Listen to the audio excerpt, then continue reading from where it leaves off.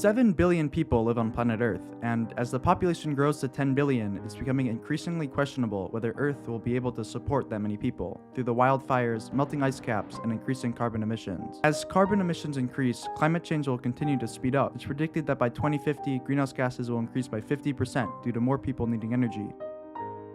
As the Earth continues to heat up, the basic human right of being allowed food, as seen in the Universal Declaration of Human Rights, will be threatened. The basic human right of having food on your plate is going to be endangered due to climate change, and it's going to affect everybody. Let's first talk about the ocean, which provides food and protein for 3 billion people around the world. The ocean is heating up due to carbon emissions. We just need to look at the ice caps to confirm this. This is bad for all the life in the ocean, which are used to stable temperatures. Because the ocean is heating up so quickly, fish and other aquatic life won't be able to evolve quickly enough and will slowly die out, thereby taking away a food source from 3 billion people. The solution to increasing carbon emissions has been known by scientists and the population alike for years. We have to stop using fossil fuels. No more gas cars, we have to use electric. No more deforestation, we have to use vertical farming. And most importantly, we have to move to sustainable energy to power our countries. Instead of gas, we have to use solar panels, wind turbines, or hydropower. And as time goes on, this technology will get better. But the situation on the planet will get worse. We have to act now, or else we won't be able to stop the worst of what's coming. However, it's not only increasing carbon emissions that are killing marine life, it's pollution.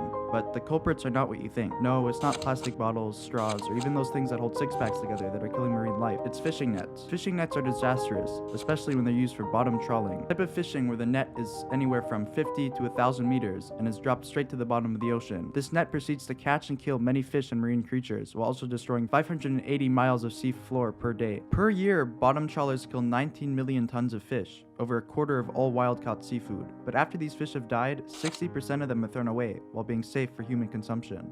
Other than bottom trawlers, regular fishing nets used in fishing aren't that bad for marine life. However, they have one downside: ghost nets. Unfortunately, unlike ghosts, these nets are extremely harmful. A ghost net is a net that is lost in the sea. Doesn't sound that bad, right? However, nets don't break down in the ocean. Instead, they float around finding their next victims. They can capture and kill fish, strangle mammals, and even hold birds hostage. Even worse than that, ghost nets make up to 10% of all plastic in the ocean, or 640,000 tons of plastic, with that number increasing every year. The solution to fishing nets? To add electronic tags to them so we can easily pick lost nets up from the ocean. But we also have to outlaw nets that destroy the sea floor. If we don't do this, marine life could die out and take away a primary food source of 3 billion people. But what about the other 4 billion people who don't survive solely off of seafood? Will their human right to food be threatened as well? Well, climate change will affect their food supply as well. Crop growth around the world has been declining the past few years due to extreme heat, severe weather, and droughts. It's predicted that if we don't try to solve these issues, yield rates will decrease by 30% by 2050. Seafood and crops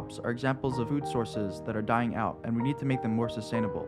Meat production, on the other hand, should be decreased. Between 2010 and 2055, meat consumption is predicted to increase by 88%, but meat production requires 20% more land and emits 20 times more greenhouse gases than common crops. In order to combat climate change, we'll have to work together to create plant-based substitutes to lower meat consumption, which creates 60% of all the greenhouse gases created from food production. Plant-based substitutes for meat produce 30 to 90% less greenhouse gas than regular meat, while requiring a fraction of the land. To protect the human rights of everybody on Earth and of the future population of Earth, governments are going to have to put laws in place that combat carbon emissions and that combat pollution in the oceans, so we'll be able to feed ourselves and uphold Human Right 25. The Earth and the oceans give us so much, so in return we have to protect them so they can provide for future generations.